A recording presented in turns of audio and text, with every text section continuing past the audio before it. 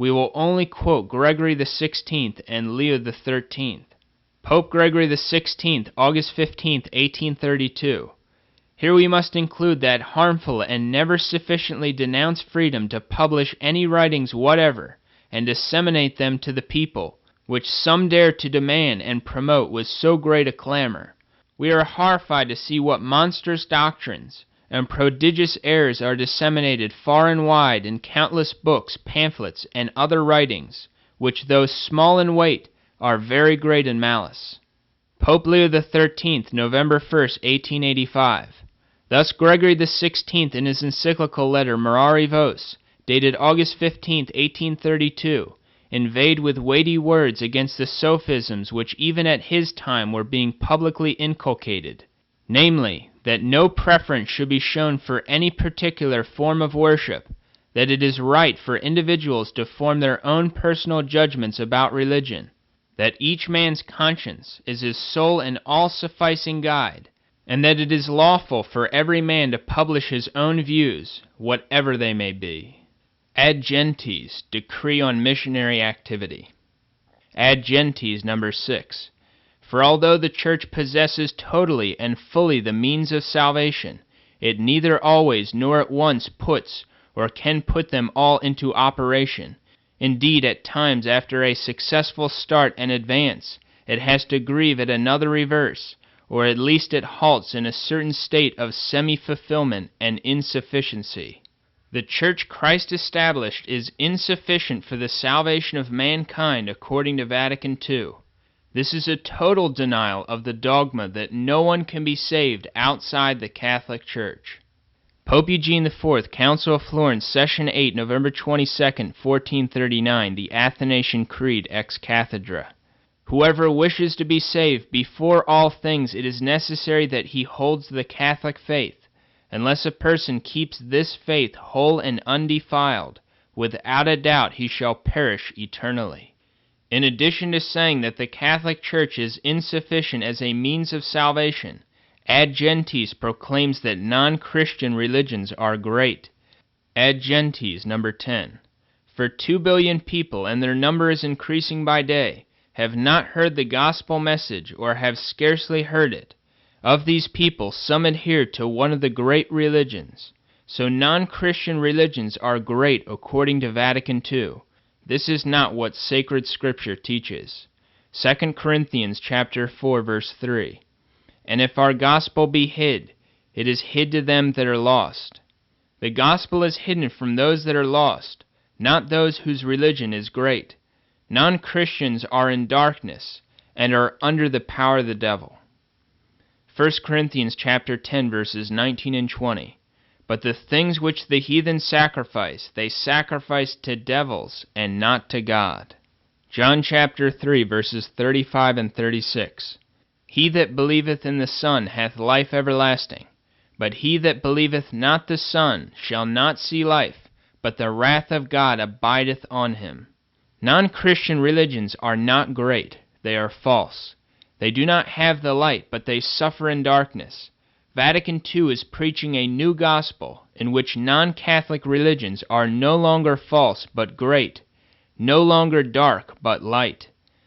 Ad Gentes, number 29. It should search out ways and means for bringing about and organizing cooperation and harmonious relationships with other communities of Christians in their missionary projects, so that as far as possible the scandal of division may be removed. Ad Gentes, number 29, teaches that Catholics should work with Protestant sects in their missionary projects. This means that Vatican II considers a conversion to Protestantism a true conversion. This again is heresy, since, as we have proven, there is no salvation outside the Catholic Church. A conversion to Protestantism is not a true conversion. Sacrosanctum Concilium. Sacrosanctum Concilium was Vatican II's constitution on the sacred liturgy. It was responsible for the revolutionary changes to the Mass that occurred in 1969, which resulted in the invalid abomination that is referred to as the Novus Ordo Mass. The revolutionary intentions of Vatican II are clear in Sacrosanctum Concilium. Sacrosanctum Concilium 63b. There is to be a new edition of the Roman Book of Rites. Number 66. Both rites of adult baptism are to be revised. Number 67. The rite of infant baptism is to be revised. Number 71. The rite of confirmation is also to be revised. Number 72. The rites and formulas of penance are to be revised. Number 76. The rites for different kinds of ordination are to be revised.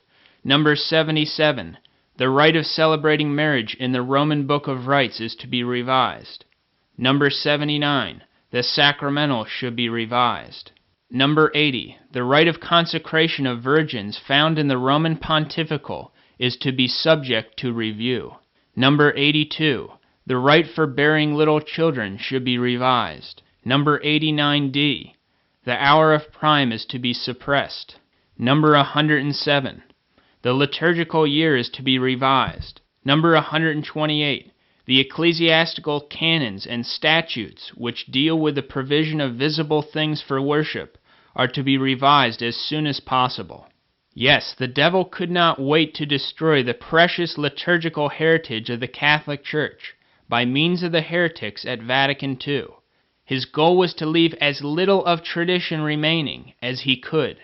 In Sacrosanctum Concilium 37 and 40.1, the Council falls into heresy against the teaching of Pope St. Pius X in Pascendi on modernist worship. Sacrosanctum Concilium number 37. The Church cultivates and encourages the gifts and endowments of mind and heart possessed by various races and peoples. Indeed, it sometimes allows them into the liturgy itself. Sacrosanctum Concilium number 40.1. The competent local church authority should carefully and conscientiously consider, in this regard, which elements from the traditions and particular talents of individual peoples can be brought into divine worship. Introducing the customs of various peoples into the liturgy is exactly what Pope St. Pius X condemned as modernist worship. Pope St. Pius X in Pascendi number 26, September 8, 1907, on the doctrine of the modernists. The chief stimulus in the domain of worship consists in the need of adapting itself to the uses and customs of peoples. Sacrosanctum Concilium also called for changing the rite to every sacrament, in addition to calling for bodily self-expression number 30, radical adaptations number 40, and pagan musical traditions in the liturgy number 119. Is there any doubt that Vatican II tried to bring about a new apostate liturgy for its new apostate church? Nostra Aetate, Decree on Non-Christian Religions. Nostra Aetate number 5.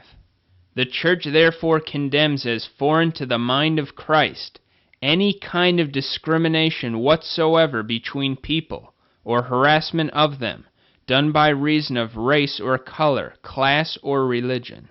Vatican II condemns any kind of discrimination based on religion. This is totally heretical. The Catholic Church does not discriminate against people based on their race or nationality, but it most certainly discriminates against people of false beliefs. For example, a Catholic government would not allow a Satanist to hold public office. This type of reasonable and just discrimination is categorically condemned by Nostra Aetate. Pope Innocent III, Fourth Lateran Council. We excommunicate and anathematize every heresy raising itself up against this holy Orthodox and Catholic faith. We condemn all heretics, whatever names they may go under. Nostra Aetate number 3. The Church also looks upon Muslims with respect. They worship the one God, living and subsistent, merciful and almighty, creator of heaven and earth, who has spoken to humanity, and to whose decrees, even the hidden ones, they seek to submit themselves wholeheartedly, just as Abraham, to whom the Islamic faith readily relates itself, submitted to God. Hence they have regard for the moral life and worship God